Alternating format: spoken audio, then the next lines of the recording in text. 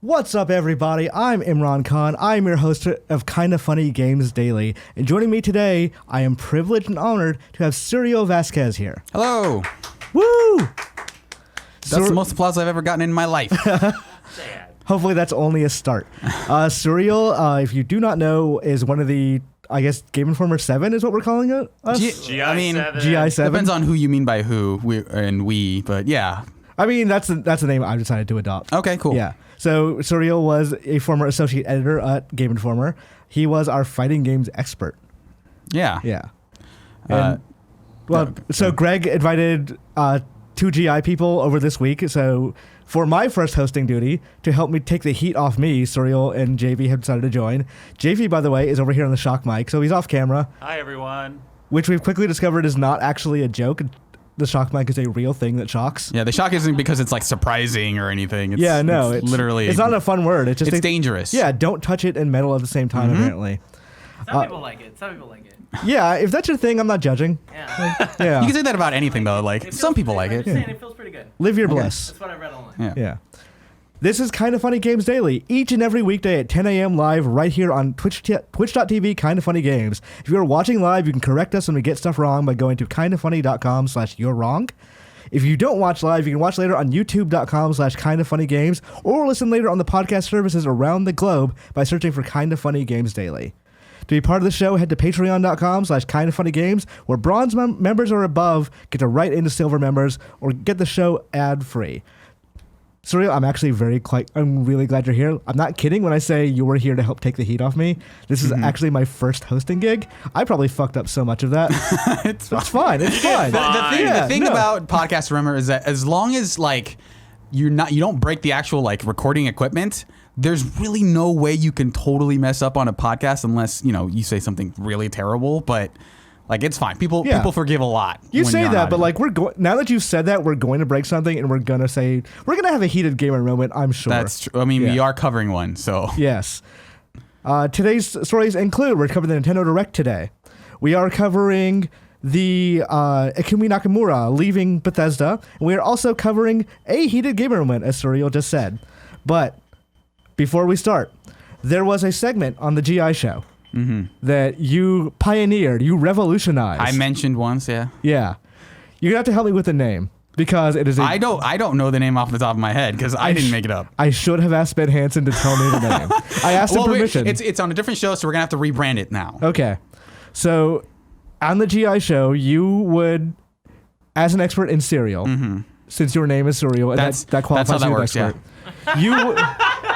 you would try various gaming cereals. We did that segment twice, to be fair. It was the Mario cereal, and what was the other one? We did the Cuphead cereal, I think. And then one other one. I think it was the Pac-Man one. Yeah, the Pac-Man one. There were plans for the Lucios that we got derailed, I guess. Yeah. But you're not working there anymore. Yeah, I like the idea that there's this like, we can't do the Lucio's ones. It was just like the setup required, and then like they did it on this week's show. They just had someone eat that cereal. It's not a big thing to set up, by the way. So I figured that since that was such a big part of your life, that cereal segment. I thought about cereal constantly while I was at the show. How can I better monetize our cereal-related content? I went to Safeway last night to buy Lucios, specifically for this segment. Wait, what's a Safeway? Safeway is I don't know if it's a local grocery chain. I've never seen it until I came to California. It's all over California, though. Okay, it's all over California. It's like a Cub Foods. It's like a No Frills, right? It's Cub Foods. I've lived that's the thing we have in Minnesota and Nebraska, respectively. Is like similar grocery stores. I'm just yanking your chain about local grocery stores. I saw one on the way here. I know what a Safeway is. This was a bit. Oh, okay. Fucking got him! I got. Okay. Speaking of bits and speaking of no frills, I couldn't actually find Lucios. Turns out none of the store carries them. So what I did is I got something vaguely gaming related, because I think this thing looks like Spyro. Right? I can see it. It's the same species. Yeah, it's a dragon. I wanted to like paste the word Spyro on top, but I forgot. Okay. I mean, it's video game related in that it is a special edition called Signature Select Berry Crackles. This is the special edition. You get all the pre-order bonuses. It has the season pass. So if you're in the if you're at the Safeway and you're looking for berry crackles, definitely get the Signature Select Edition. Right. So I bought spoons and bowls. One of those bowls has a hair on it, so we're not going to use it. You expense those, right? No. Okay. I don't have a job. All right. Just give us the receipt. Sure, I will absolutely do that then. Brought all that stuff. On my phone. It says in my Google search on Safari, it says what's the difference between buttermilk and regular milk? There's a huge difference. Why'd you get buttermilk? Because I wanted something small so I could carry it. Also, I'm lactose intolerant, so I can't use any of this afterwards. I don't know how any of this milk stuff works. So I gave you the option of drinking this apparently sour milk. By the way, I didn't care. How do you know? Okay, so it's like straight up expired? No, it's No, not no. expired. It's a more buttermilk. sour milk. Oh, then yeah, that's fine. I'll drink go that. I for just it. thought it was like sour to me usually means expired. No. This is not going to kill you. Okay, well, we're experimenting milk. with the brand here Yeah. on this segment. Plus, we're expensing it, so I don't care if you use it or not. Like, Yeah. My health is really irrelevant at this point. do you Smell go it. cereal Smell first or weird? milk first? Oh, cereal first. Okay. How do you know how much milk to put in it if you haven't poured the cereal in Some there? people are psychos. Yeah, that's really the way to describe the other side of this argument. Yeah. Okay, that's Okay. about it. So we're gonna say this is Spyro branded cereal. But it's not. Just It's not. It's no. not, so Sony don't come after us. legally distinct. Legally distinct from Spyro. Spyro cereal would actually be pretty good. So you call it Spyros, like yeah, Ah. yeah. Okay. Do we want the crunch on the mic? Is that? Yeah, go for it. Yeah, definitely. Don't get any milk on there though.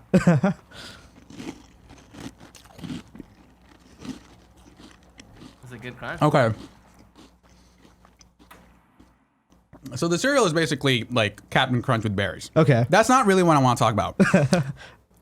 I was not prepared for how sour that milk was going to be. Like the sour milk just completely overwhelmed the entire cereal at that point, and that was wild. I don't know what to do about that flavor. Okay. So we're taking, Wow, that sucks ass. Yeah. Whoa. So I feel like this, whatever scientific metrics you have about like, oh yeah, we have to evaluate this based on an objective scale, just went out the window when you introduced this one variable. I don't recommend using buttermilk with cereal. Yeah, no. That's awful. Yeah, but the cereal is just like what you expect. It's like off-brand Captain Crunch with berries in it. It's not. It's fine. So we ruined cereal and milk just for ourselves forever. Yeah, for content. You I'm know. glad I've become lactose intolerant because I could not drink milk after that. Milk is great, but yeah, that's not good milk. All right, well that's sitting there for now eternity. When I think I'm gonna leave that in the fridge, and just when Greg comes back, I'll just put the word Greg on there, and let's see what happens. Yeah. All right, so let's do a little bit of housekeeping now that we've done this awful thing. It's Thursday. That means there's a new party mode on youtube.com/kindafunnygames. This week, Chloe Dykstra and Cameron Cuffe join the boys and get super irritated in a game of Ultimate Chicken Horse. That was the game at the interwebsite tournament that no one knew how to play for some reason, even though it's amazing. So good. Speaking of games that no one has played, Friday night, Greg and Fran are hosting the Borderlands 3 launch party from Dallas. Watch with the best friends on twitch.tv/kindafunnygames at 5 p.m. Pacific time. Thank you to our Patreon producers this week at Retro Games, Blackjack, and Mohammed Mohammed. Today we're brought to you by Third Love and Raycon, but I'll tell you about that later. For now, let's begin with what is and forever will be the Roper Report.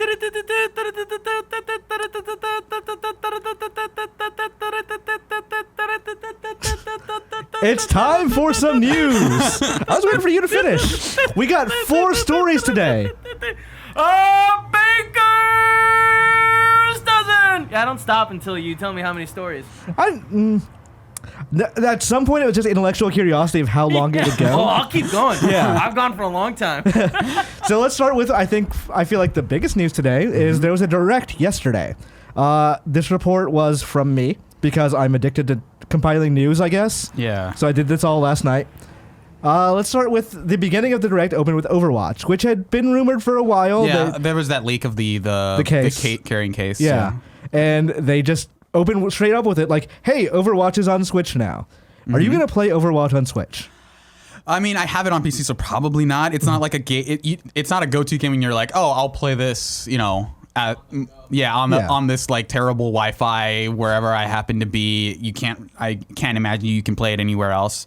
I'd be curious to see if they add any sort of single player mode that kind of justifies you playing it offline of like, hey, we have this one sort of throwaway single player thing where if you're on a bus, I guess you can play this instead of an actual match. But it's not the version for me, obviously, but it's cool. It's one of those things where when you think about games that should be on Switch, Overwatch is on that list for a lot of people. Yeah. And it's $40, so it's not that bad, right? So I don't know. You can run into kindoffunny.com/you're wrong if I'm wrong about this, but I didn't think they said anything about crossplay. Yeah. So you'd just be playing with people on Switch, which I'm sure is not going to be a minuscule number. But Overwatch came out in 2016, if I recall correctly, which predates the Switch. So obviously it wouldn't have come out on Switch then. But does the game feel too old at this point? I mean, I think for a lot of people, this is not the version that they're going to play. I think that if Blizzard had gotten cross save into the game at some point, I think this would be a lot more appealing for me personally because I have Overwatch on every other platform it's on. Yeah. Because to play with different people, but none of those like, hey, if I got like a cool skin on one platform, I don't have it on any of the other ones. So I basically stuck to PC, and then the other platforms were like, I guess I have to play it on this platform with my friends. So, but if I had all my stuff could transfer to the Switch version, I'd be a little bit into the idea of playing more Overwatch. But as it stands, it's one of those things where it's like I'd have to start over basically. Yeah. Which is not super great for a game where it has so much content at this point. So I would love for them to do like a Destiny style, hey, carry all your stuff over. We're going to do an account migration thing. What actually amazes me is because like there's no crossplay, there's no like you do have to start over and start all that stuff, and like it's all locked to the Switch. Why not just do Nintendo stuff for it?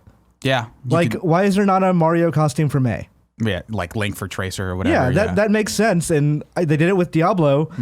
I guess they want to keep it consistent. They don't want people to be like, oh, I wish I had this thing and it's not on PC, but at the same time, you want to sell this thing too. Yeah, Bowser Roadhog, all you need. Yeah, all that makes complete sense that they're not doing. What they are doing, however, is releasing it on October 15th, which kind of cements October as the third-party month, because I think like that's Witcher as well. Oh, yeah. And like there's no real Nintendo releases between like beginning of October and Luigi's Mansion at the very end. Yeah. So I guess they are trying. Nintendo does that sometimes. They clear out space for third parties, and this time there actually is like some third party releases. Yeah, that's a weird. That is definitely like a Nintendo like solution of like how do we get third parties to put games on our console? Besides the fact that it's like one of the most popular things going right now. It's like, oh, we'll give them a whole month on the calendar. Is that how third party relationship works? Yeah. Like there was that time when Wii came out and like there was just a big. I want to say it was between like Galaxy and Mario Kart. I might be completely wrong on those dates, but like others, like they tried to leave that place open for third parties. Then everyone delayed all their stuff to Galaxy. Or no, I'm totally wrong then. But like it's an elegant solution if you have games there people want to buy. I think at very least Witcher and Overwatch will catch interest. Overwatch especially because it is actually coming out as a budget price for $40. Yeah. Which I think is, to be fair, I think is the standard price that Overwatch came out at some point. Because I know it came out at $60, but it was like the special edition or whatever. That was the only thing you can get. And I think on PC you could get it for $40. But so it's not like a super budget price, but it being $40 with, I'm guessing, a bunch of stuff already included, I think is a good price for it. I don't think it could have done it. They could have done it at $60. But they do include a 3-month membership for Switch Online because obviously you cannot play that game without Switch Online, which you're going to need for the next thing. Yeah, so one of the things Nintendo also confirmed during that direct was that Super Nintendo games are coming to the Switch Online service. So they're coming today. I don't have the full list of games that they put up. I should have probably posted it, but it does include games like F-Zero, Super Metroid, Super Mario World, and stuff like Link to the Past, obviously, is one of the heavy ones that you want on Switch. Super Metroid, Super Mario World. Oh, there we go. Kevin brought it up. Brawl Brothers, which... The worst Brothers game for sure. Yeah, on this list, if you want to have a Brothers game, it's not going to be that one. I was waiting for Ultimate Brothers, personally. There's a lot of great games on this list, and they match the Japanese list. There's no big like exceptions There's no like swaps. Yeah, so Super Puyo Puyo 2 is one of the big ones. Super Tennis. Star Fox, Kirby's Dream Land 3. Stunt Race FX, which I think is them like a shot across the bow saying, yo, we have a FX chip working on this thing. Yeah. Like, obviously with Star Fox and Yoshi's Island, because like when they put that stuff on 3DS, they use like the GBA version for Yoshi's Island 2 because they couldn't get the FX chip emulation working. So it looks like they finally mastered that. So this is actually a really decent list, and all of that stuff comes out today for Switch subscribers. So they clearly needed a thing to say, because the service launched a year ago. Yeah, and they haven't really like. They have Tetris 99, which is not nothing. Tetris 99 is great.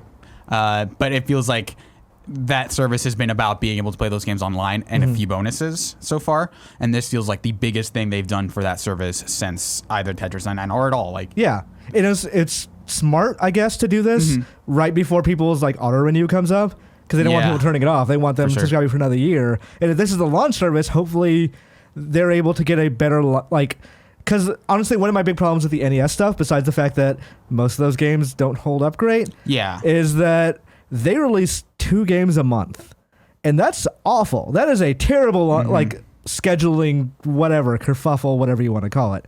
Like, it's some of those games are great. Like, oh, we're finally putting this thing on here, but when you only do 2 a month, that's 24 games in the last year. I'm sure the numbers different. Which is like, considering how large the NES's library is really disappointing. It should be 2 a week at minimum. Yeah. The other thing, like, I think this is like a half step towards what people want them to do, which is just like, hey, if you subscribe, you have access to this enormous library of Super Nintendo games, and this is like a way to get to start it. But I don't have much confidence in that they'll expand the library too much beyond this, because I don't think for them they see it as worth the effort to say, yeah, we should put every Super Nintendo game as part of this service. Right. But they're going to give you the hits. They're going to give you, like, being able to play Link to the Past on your Switch, not an insignificant thing for a lot of people, I think.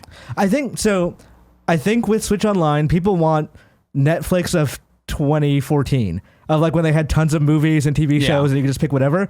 But Nintendo's more thinking like Netflix of 2008, or even like a modern Netflix of like, we have some of that stuff, those archive stuff, but you're really on Switch Online for the new games. Yeah. Which is kind of what it is now, honestly, what Netflix is now, honestly. Yeah, that's what I was there's some cool stuff, but mostly you're here for the, for Patriot Act, for like Narcos, whatever. Yeah, Netflix thinks I'm there for Glow, and sometimes I'm there for like, I want to see Burn Notice for the 50th time. Yeah. Which I don't, honestly. Fuck Burn Notice. Like, it's a fine show, but after it the doesn't hold up. Run, it just doesn't hold up, Yeah, when you're a spy, you can only hear that so often.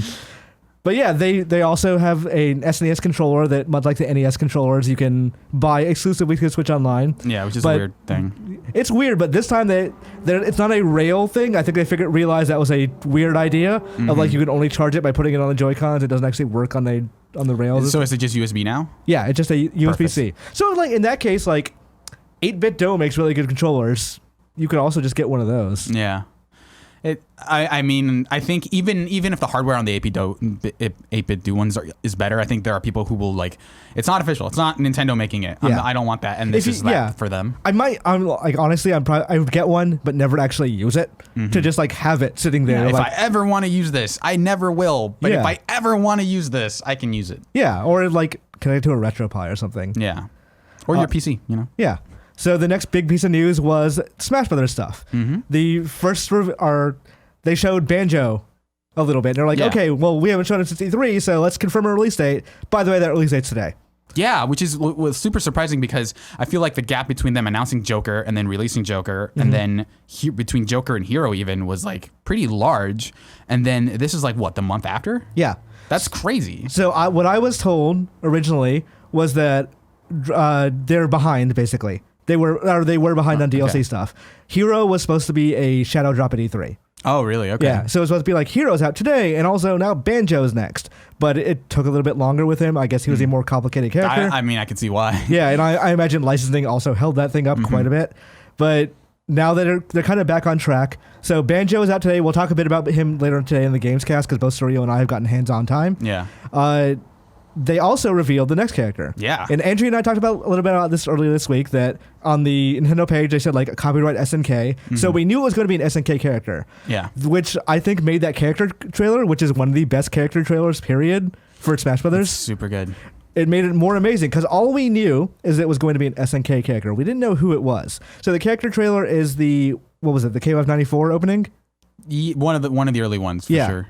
And it shows everyone like trying to grab the Smash Brothers opening, or Smash Brothers invitation. Like, it's several characters, like, I think it starts with Rio, and then it goes to Geese, and then it goes to a couple other characters, Iori at one point, and then it lands... Yeah, like, Nakaruru. Basically people who you'd think they have valid claim on a Smash Brothers representation. I think it would have been even cool. I know it's like a KOF thing, but I think considering how wild the rumors got about, like, oh, it could be a character from Metal Slug, it could be Athena from, like, Cycle Soldier, like, not KOF Athena, they could have gone a little bit wilder with the characters, but, like, the fact that it was animated in that traditional style was like such a fantastic touch. Honestly, my favorite character trailer. But I think like when you make those, you kind of have to worry about like we don't want to put someone in here that people might want. One more. might actually want. Yeah, because then like that's teasing and like people get pissy about that. Like, that would be as crazy as like having Simon Belmont in the game and then making Alucard an assist trophy instead.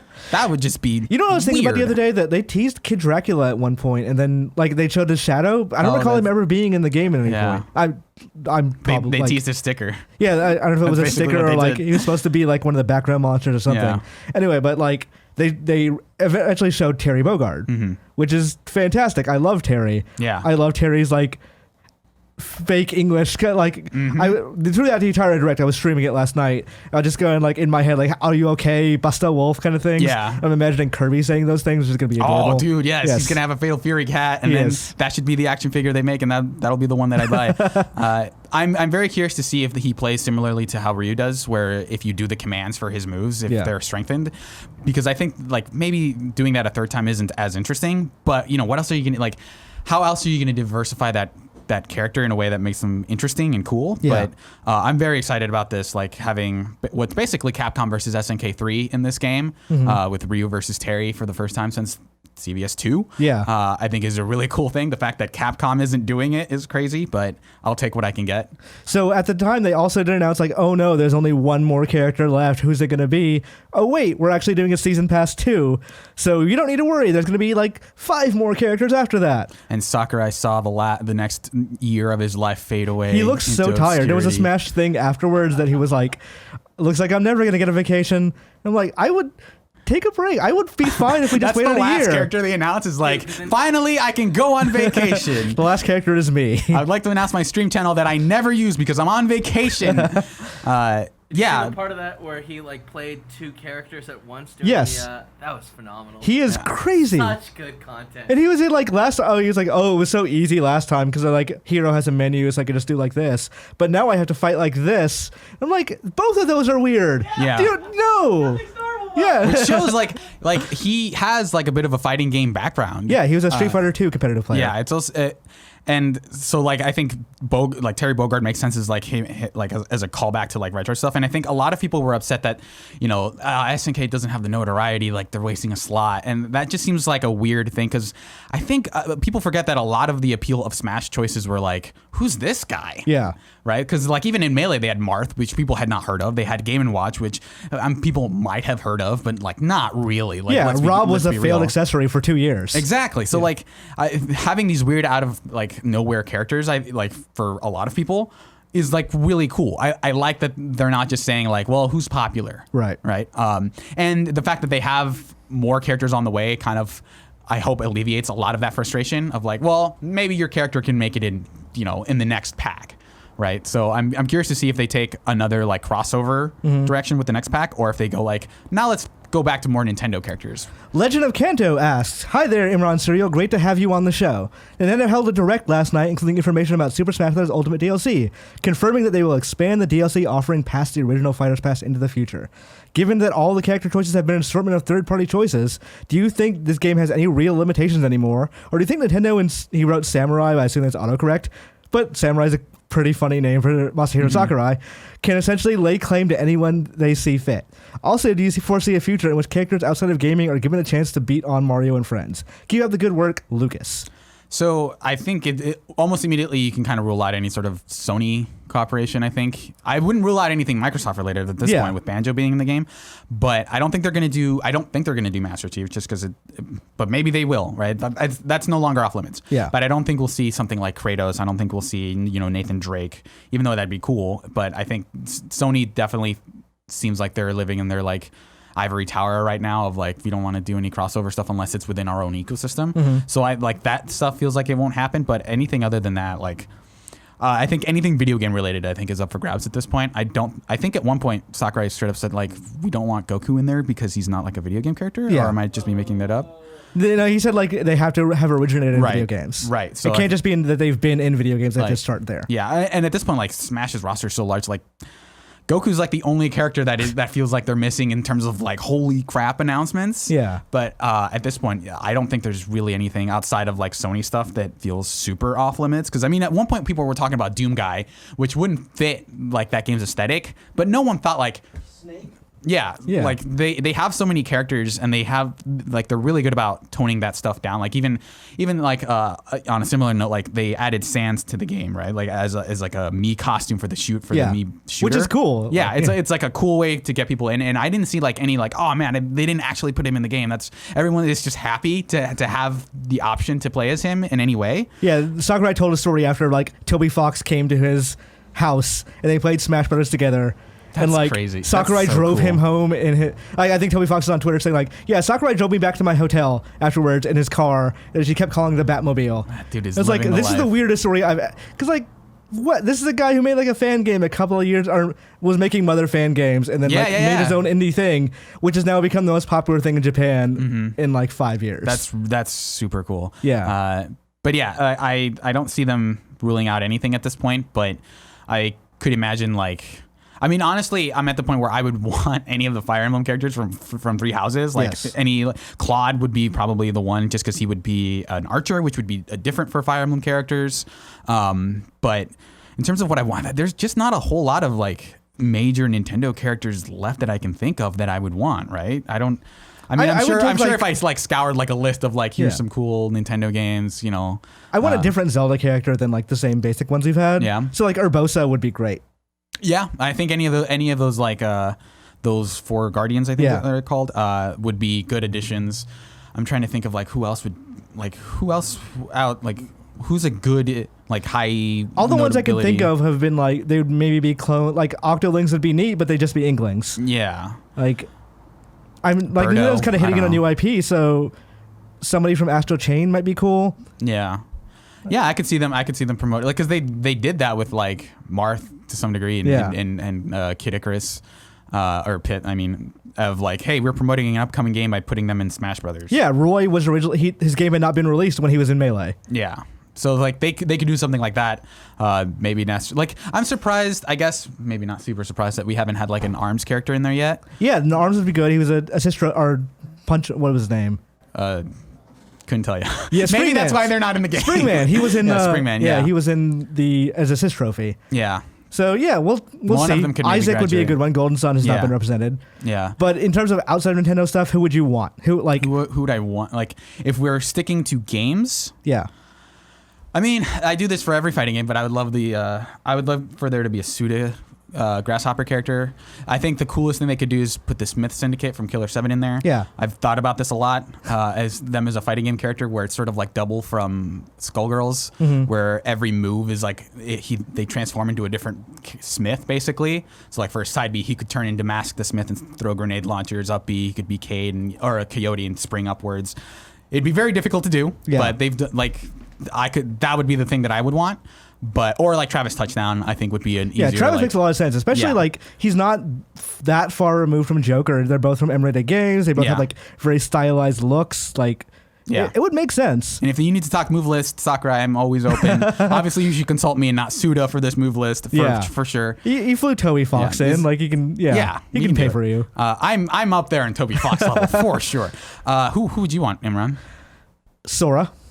Okay, yeah. Sora, I think Kingdom Hearts would be a good crossover for them. Yeah, I think it's the last big like holy shit character, especially of Japanese gaming. Yeah, and then I think Nintendo's just like trying to work up their like negotiating muscles. So it's like, all right, we got Xbox on the list. Who's next on the rung? Disney. Let's do this. Yeah, let's license this character. Honestly, like I know you think Sony's off limits, but I feel like if they became requested enough, I think Nintendo would be like, okay, I know you guys don't want to, but let's talk about this a bit.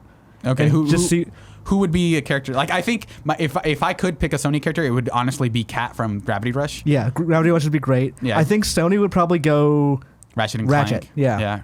Crash Bandicoot. I think any of those mascot characters would be really good fits. I think Crash would work really well. I'd be surprised with how requested he is if he's not already on a list somewhere. Yeah. Of like, let's see if we can. I would get imagine Nintendo is aware of who Crash is at this point. Yes. Yeah. He was outside their building. They were. Yeah. And also, like those remasters have proven to be ridiculously popular. So I think they know.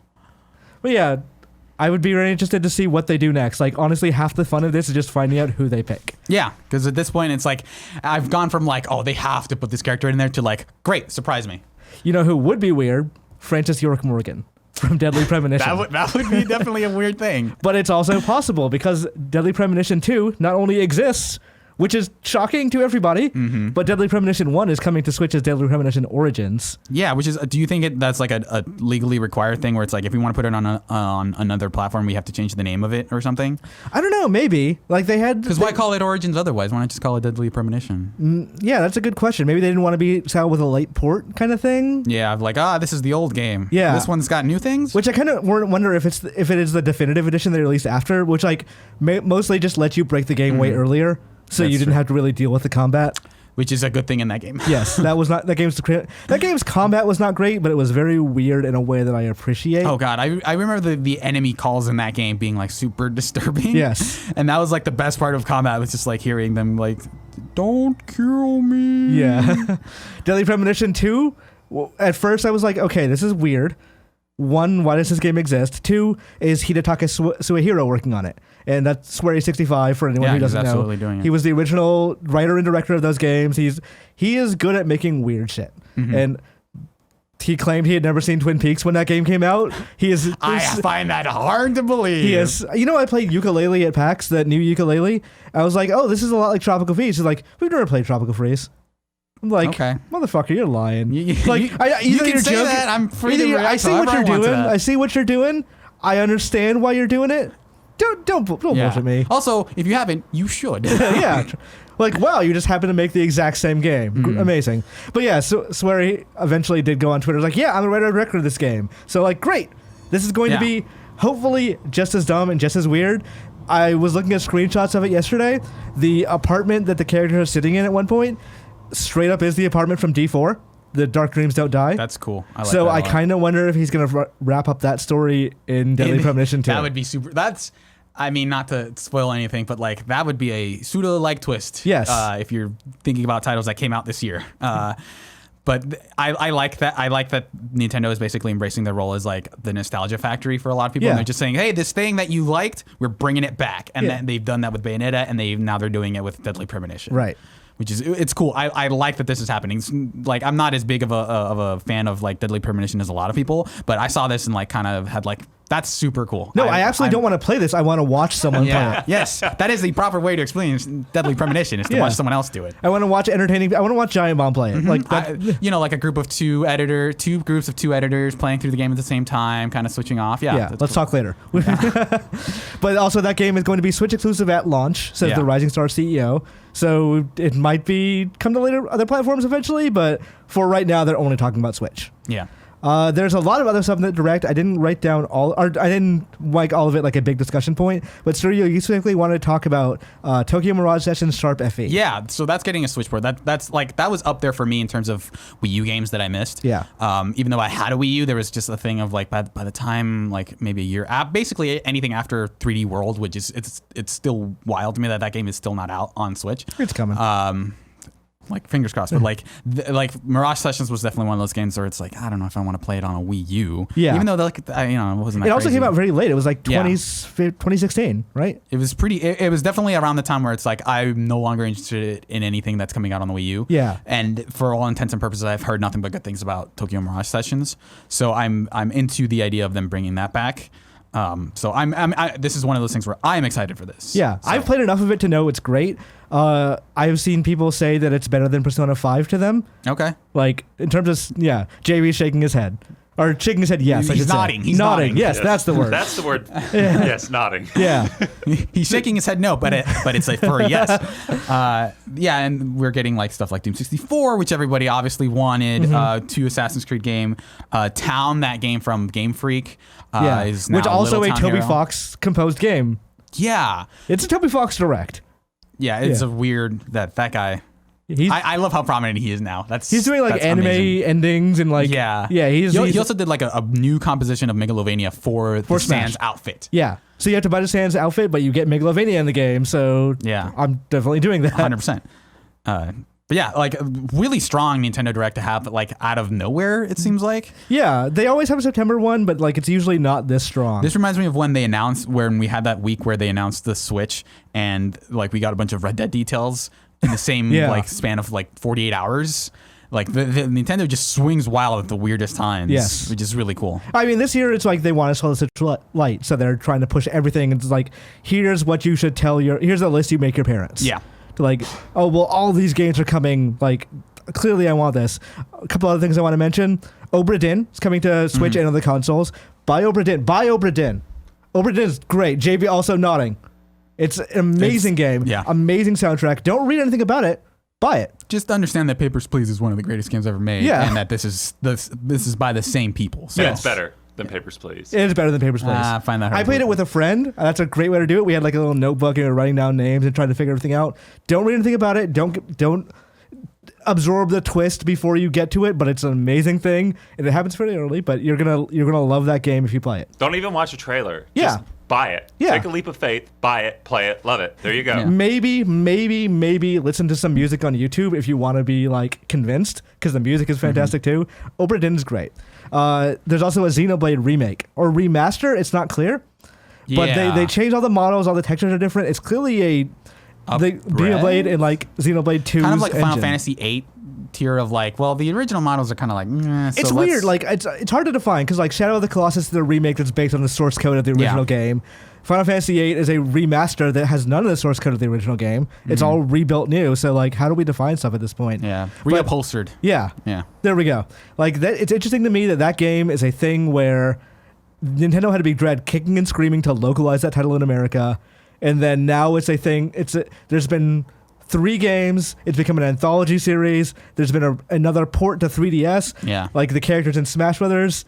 Like, I guess we'll have a successful franchise, you guys. They clearly want people to be like more attached to this franchise. Yeah. With Xenoblade 1, also a fantastic game. I kind of wonder if they're going to update any of it. Like the trailer showed the shoulder of the Bionis, which is like in that game the conceit is you are living on a giant that is so astronomically big that you can't perceive it.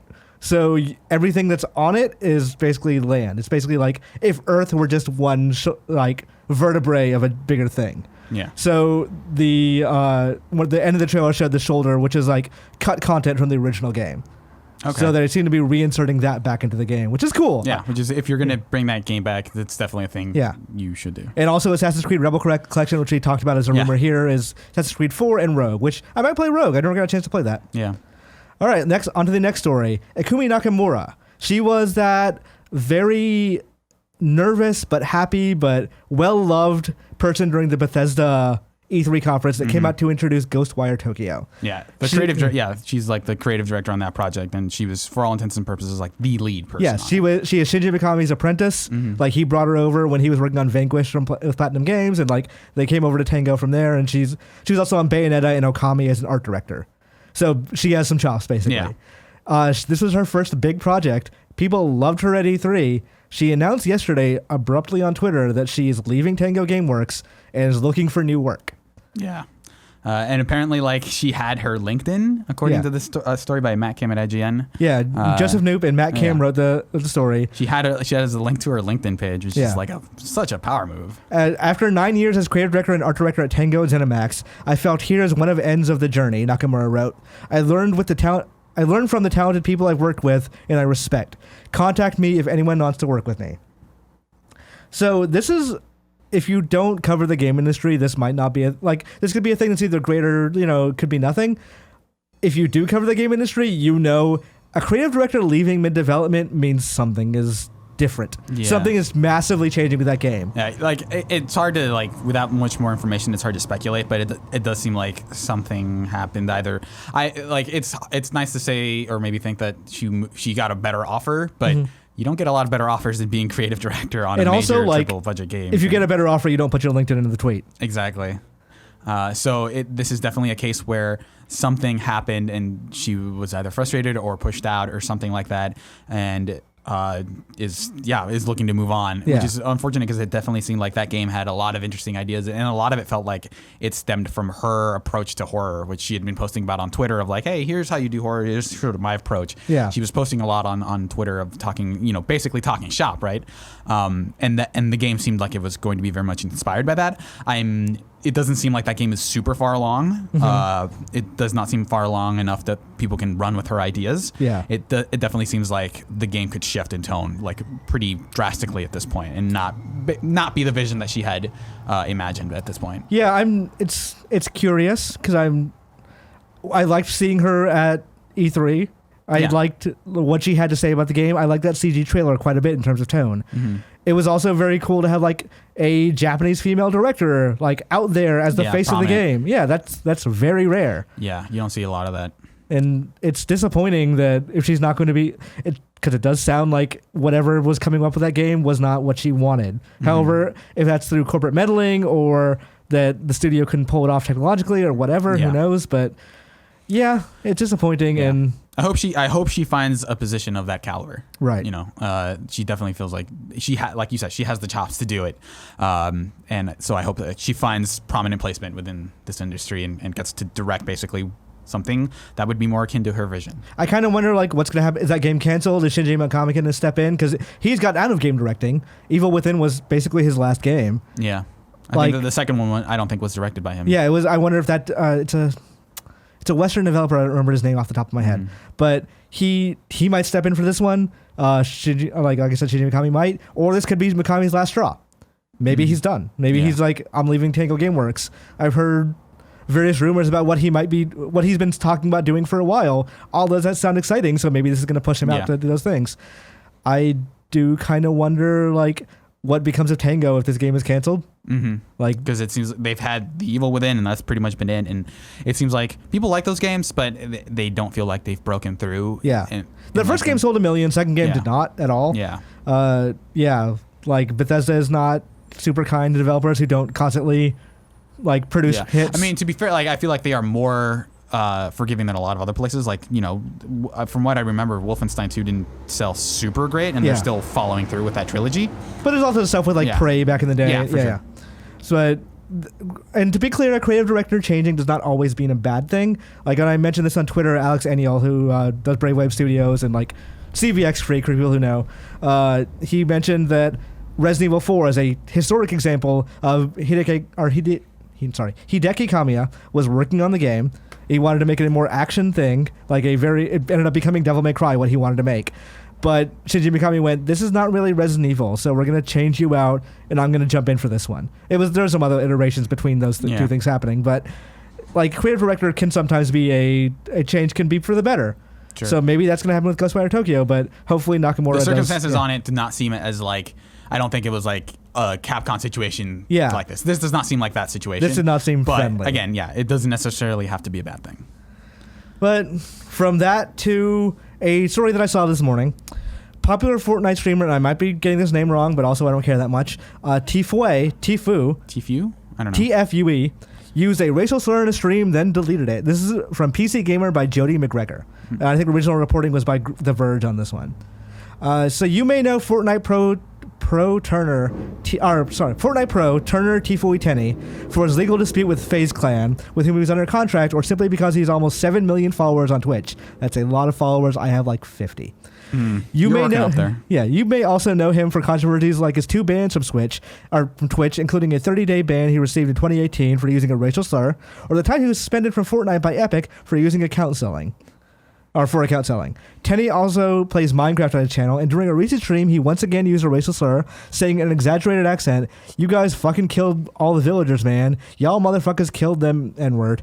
You can suck my pee-pee, man." He seems like a very cool guy. Twitch has a 3 strikes rule for streamers that results in indefinite suspension for the 3rd infraction for the community guidelines. That includes any content or activity that promotes, encourages, or facilitates discrimination, denigration, objectification, harassment, or violence based on the following characteristics, the first of which is race, ethnicity, or national origin. Simply using a racial slur isn't necessarily enough to break those guidelines, however, and previously Tyler Ninja Blevins managed to get around them because he'd used a racial slur while rapping. Ah, yes, the rapping clause in that contract. He inserted the N-word into a song that did not have the N-word. Well, yeah. Which is like, yo, it's not that hard. Just, I've managed to do it. Just don't be on the internet. Don't be anywhere. And remember that time you didn't say a racial slurs. slur? Keep doing that. Like, I have hundreds of hours of content on the internet.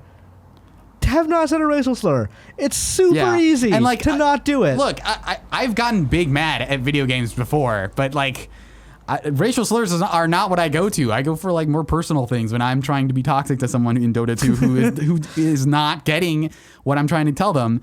And like, it's one of those things where it's like, you don't have, this is such an unforced error. Yeah. Like, he deleted the video, so he knows clearly. Yeah. But like, it's out there. It's the internet. It's out there. Yeah. I think it does mention that this is like his third strike in a lot of ways, but I'm very curious as to considering how big he is and the fact that Twitch maybe feels a little bit vulnerable and that they've lost their biggest streamer in Ninja. Yeah. How much they're going to stick to these kinds of things going forward. Because, I mean, they tried to ban Dr. Disrespect for a while. Tried to ban. And then he came back, right? So 2 weeks later for committing a felony. Right. So it definitely seems like we have not faced a situation when someone does something so bad that they're just done. There was that thing, I've forgotten the names, but there was the Fortnite streamer who beat his girlfriend on stream. And he was initially temp banned and then had his ban like reversed automatically. But that's a thing of like, when people called it out, they're like, okay, you can't have this guy back on. And Twitch is like, yeah, you're right, we can't. It seems like the modus operandi for Twitch is you unban automatically. Yeah. And if there is an extenuating circumstance, then you ban permanently. Yeah, you're always adapting to what people are saying about you versus trying to be preventative, which for one thing, like that should not be the level that you get to before you're like, maybe this person shouldn't be on our service anymore. And also I feel like it would be helpful for them to try a little bit and say like, let's err on the side of caution more often than like, well, this guy has a lot of followers, so they can do whatever they want until they do something that would be terrible for our brand. Right. And I think it's the algorithm based like Tech Valley society thing of like, this is what everyone does. They want to let the algorithm handle it. If this person got so many reports, then clearly they did something wrong, blah, blah, blah. Yeah. We'll have one person look at it and then another person look at it later. Like, you need people in charge of these things because so much of life is nuanced. Right, exactly. Like, like it's easy to rely on algorithms for a lot of this stuff and say like, well, the algorithm isn't affected by this change of like this person saying this thing. Right. But I think long term, you need like that more critical human eye to say like, long term, over the course of several of these algorithms, how is that going to affect us? And if the idea is that by letting these people have a pass, that your brand as a whole is like, well, Twitch is where people go to just say shitty things to people when they're streaming. Yeah. Like that is a cost that can't necessarily be measured in algorithms maybe yet. And I think that's something that people need to consider more about how they attempt to think about punishments and that kind of thing going forward. Yeah. I will say we joked a little bit about the heated gamer moment thing at the beginning, and like I think PCGamer used it in their tweet as well. It's a funny joke. But let's not call these heated gamer moments. Those aren't. It's racism. If you use a racial epithet, it's racism. Yeah. And whether or not like there's the whole thing about like, oh, in his heart he's maybe not, a racist, but it's like your actions are what are all we know. There's no way in which like that is a statement that to me holds water. Like even if said by people who know him, like that's all I know is the things that you have said. And, like your actions are the expression of who you are in a lot of ways. And so like for that is the only thing I can quantify and say like, here's your record, right? Your resume as a person. So like, I think that the whole like intentions thing is not necessarily something that holds up all the time. There's a lot of things that people say of like when you accuse them of being racist or like that's the worst thing you could say. I'm so like it's not in my heart. I'm not racist. It's like okay, but then don't use racial epithets. Like that's the main thing. Like that is the line. Like I'm not a murderer. Don't kill somebody. Right. So like I've murdered someone, but I'm not a murderer at heart. Well, it's like you did a murder, dude. Yeah. Like You lose the right to denial when you do something that I think beyond denial. On the flip side, I do think it's important that in these cases, it's because people are so defensive about it that I think we should err on the side of like condemning the action and not the person, because then you get into this kind of like back and forth, like, well, is this person a good person or not? Which I don't think is a useful discussion, right? I think it's more important to focus on like, this thing that you did is wrong and you shouldn't do it, versus like, this, you are a bad person, because I don't think that's as healthy a conversation to have. Okay, so here's the thing. Growing up as a brown person in the American South, good people can have racist moments, and then they don't become good people in your eyes, because you grow up in certain ways. You grow up with certain biases and ignorances that you don't really understand are bad until they come up. Right. I think a lot of people can relate to the idea of being like having been really shitty as like a teenager. Yeah. Like I certainly had a phase where I was using a lot of these words, but like I grew, like as soon as people realize like, this is wrong and this is why it's wrong and here's why you should stop saying it. It's like, to me, it was a thing that I saw. It's like, oh, okay, I understand the context of these words now. I don't want to use them anymore because like I am hurting people when I say them. I used gay as a like to mean lame until I had a gay friend. I was like, what the fuck am I doing? Like, why should, if someone was like, yo, that shit's so brown, I'd be like, no, that's not good. Like, and so I think at some point most people are confronted with like the dissonance of like, I am a good person versus I have said and done things that are shitty, right? And I think a lot of the times it can split one of two ways. You can either say like, I'm going to be better, or I'm going to say that no, you're wrong and I'm going to keep doing it because I insist that I'm a good person. But the apology video is a thing too that like everyone does, and then they do the same things over and over again. Right. I feel like the thing for this would have been not deleting it, saying like, hey, I did this thing. I'm really sorry. I'll donate that stream's like profits to whatever organization. Right. Like that would have been the thing to do. When you fuck up, you got to pay the consequences. Yeah, and whether that's culturally or monetarily or whatever, you fucked up. Like fix it. Because I think so much of the defensiveness comes with like, no, I'm a good person. Like and to defend yourself being a good person, you say like, this thing isn't as wrong as you think it is. So I think it's much like better, like even pragmatically as like a streamer who wants to maintain a good social following, to say like, look, I get that this thing that I did is wrong. That's not who I am, and I'm going to like be better going forward. Yeah. Like is I think the way to handle a lot of that stuff, but a lot of people don't want to do that. So yeah, be better going forward. That's the lesson we take from this. I'm going to hit the next one very quickly. Cult director Ben Wheatley to direct Tomb Raider 2. This is from Deadline by Mike Fleming Jr. So Ben Wheatley, who has directed, let's see, did I write that down? I did not write that down. But yeah, Ben Wheatley, he's a cult director. He is on tap for the next Tomb Raider movie starring Alicia Vikander. That's Mike Fleming. That's the writer of the article. That's the wrong Mike Fleming Jr. But yeah, he is on tap for the next Tomb Raider movie. Did you see the first one? No, I've heard things about it. It's the perfect airplane movie. Yeah. Yeah. I feel like it had script problems. I think I interviewed Alicia Vikander after seeing it, and like she was pretty defensive about the movie. I'm like, yeah, this part didn't make sense, and she's like, no, it made perfect sense. It's fine. She was fine in it. It was basically like our bit by bit retelling of that first reboot game. Yeah. But then changed some weird stuff and like didn't really know what it wanted to be. Maybe the sequel will be better. So he did a couple of Doctor Who episodes. He did High Rise. That was a cool movie. Yeah. Really trippy. Cool. Okay. So maybe this will be like a really avant-garde Tomb Raider movie. I would like to see that. I'd like to see someone Tomb Raider get weird. Yeah. Why not? Weirder than those reboot games got, for sure. The reboot games could have stood to get a lot weirder. Yeah, for sure.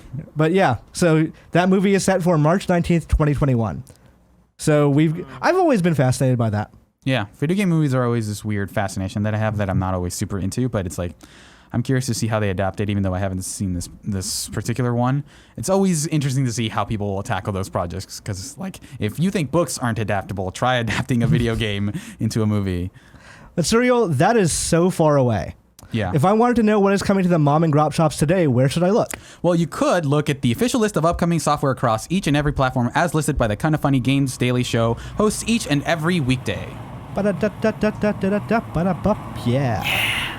All right, out today, Fantasy General 2 is out on PC. River City Girls, which I played at PAX and I thought was great. I played it at Evo. I'm not like a beat 'em up guy, but I'm interested in this one. Yeah, hopefully, like maybe that game just demos super well, but I really enjoyed the hell of that.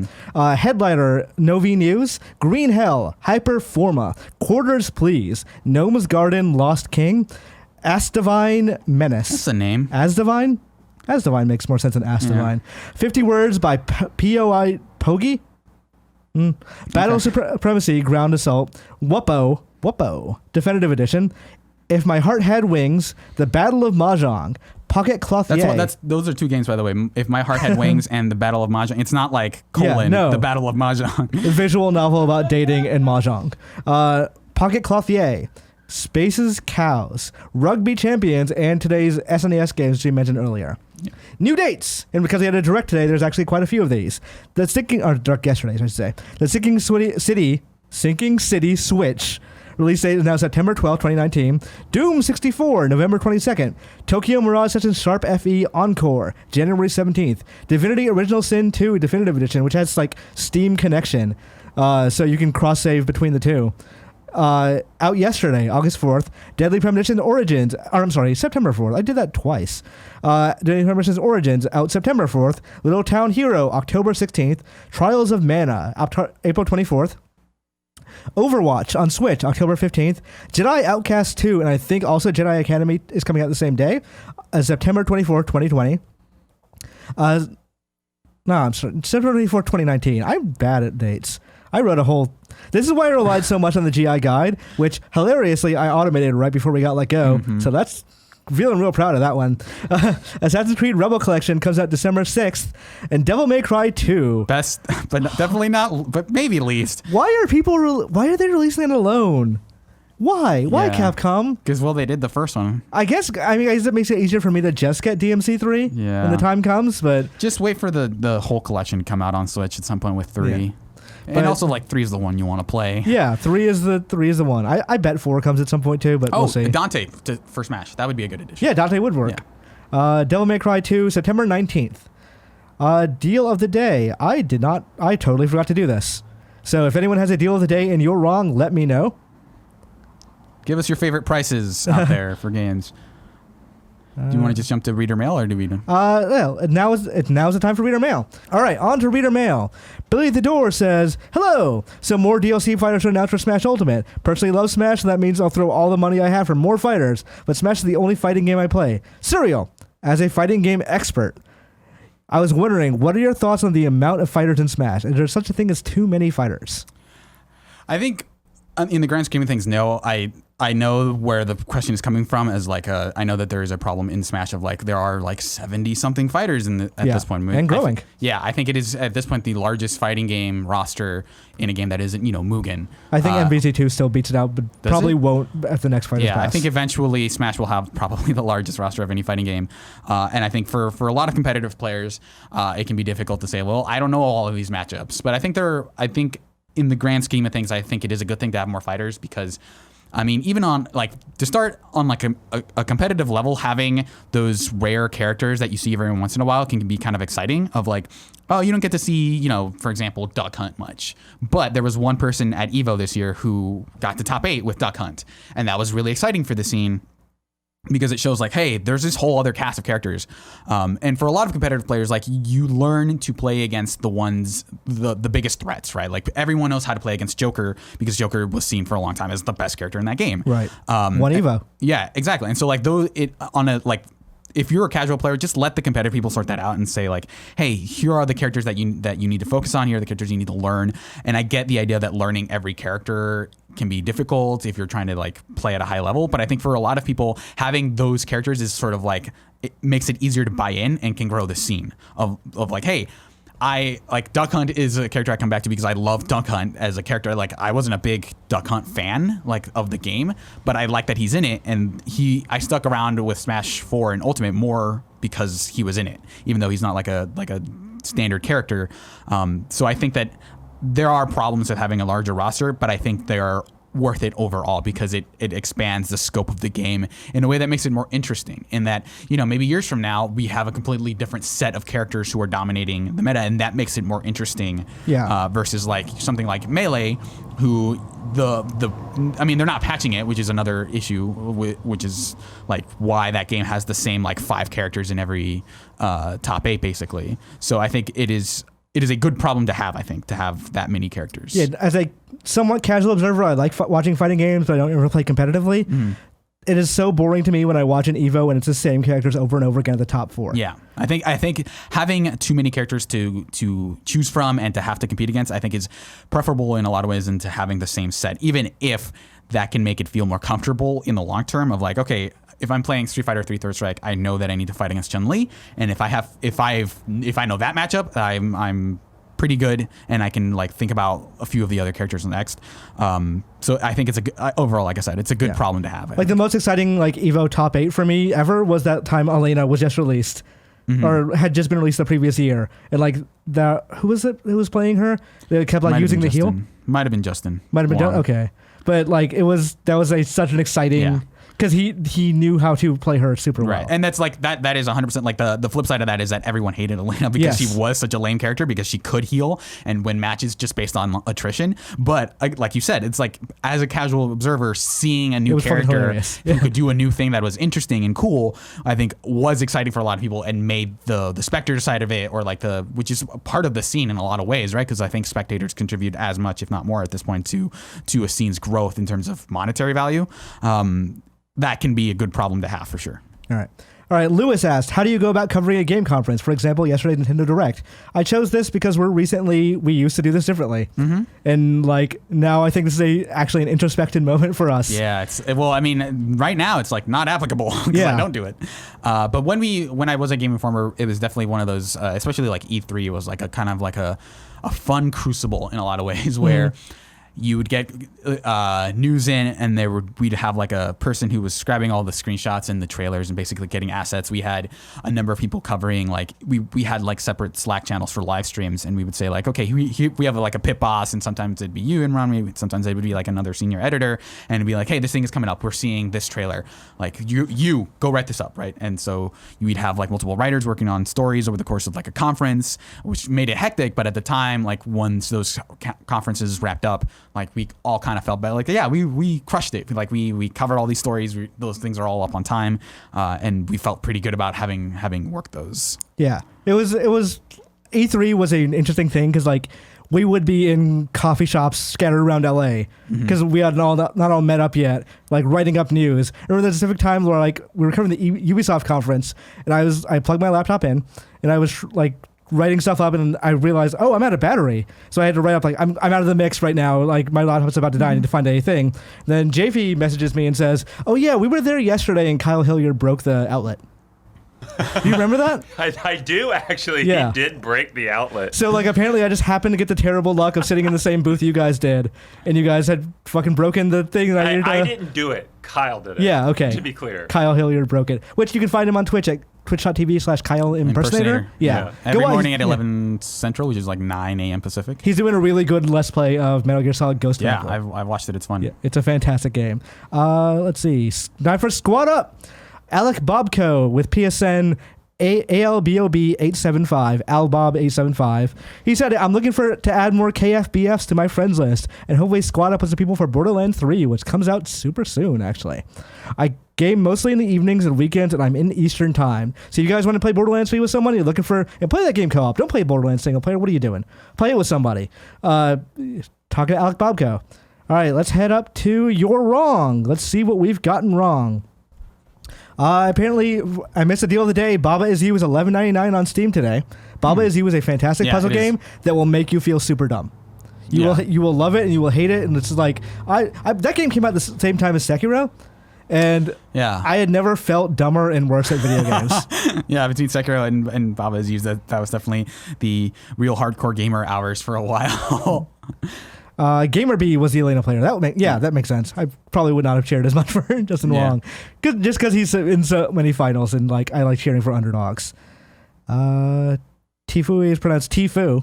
Tfue? Okay. Dr. Disrespect was not banned. He was suspended. Okay, fair enough. that's more or less a temp ban. If you can't log onto your Twitch thing and do streams, like I consider that a ban. Overwatch runs smoothly at 30 FPS, wrote Ferris on Twitter. Outputs of 900p docked to 720p. That's surprising. That's pretty good. Yeah. Is that it? Did we mention it not running well? Well, no, it just I expected it wouldn't run that well. Okay. It's pretty cool that it is. Yeah. Golden Sun has been represented in Smash Ultimate. Yeah, with the trophy. That's true. Not. I mean, it doesn't have to be Isaac, I guess. It doesn't have to be, but if it's going to be a Golden Sun. If it's not Isaac, it should be Felix. Yeah. Like, it should be one of those. Jedi Academy is coming out in 2020. Oh, then I wrote the wrong date. Okay. Sorry about that. So, yeah, Jedi Academy is next year. That looks like it. We got surprisingly little wrong. Yeah, I think we... Hell yeah. All right. For the rest of the week, later today, JV, Suriel, and I are recording Gamescast. I have not planned this out at all. It's going to be a shit show. It'll be fun, though. It'll be fun. Yeah. Yes. We're here mostly to talk. We're going to... If you're a Patreon subscriber, you can watch it live. If you're not, you should be. What are you doing? Like, watch it. You can listen to it next week, but by that point, everyone's going to be done talking to it. It's not going to be as cool anymore. Well, what are you doing? Yeah. Yeah, it's but... going to be such a beautiful disaster. Yeah. You should really watch us. Yeah. We're going to have a pre-show. Last week, I think the pre-show, Greg and I talked about preview events and named some names we probably shouldn't have. But that's lost to time now, so if you didn't see it live... You'll never know those names. I always think of that crust... Oh, is it? It's archived? Oh, shit. Okay. Those names are still named. Then no one from Bandai Namco or Ubisoft watched that show. Okay. All right. But, like, tomorrow, me and JV are hosting Kind of Funny Games Daily as well. So send in questions for that. Let us know. I think it's probably going to be a more introspective one. But we'll talk about it. We'll see. Until next time, shake hands.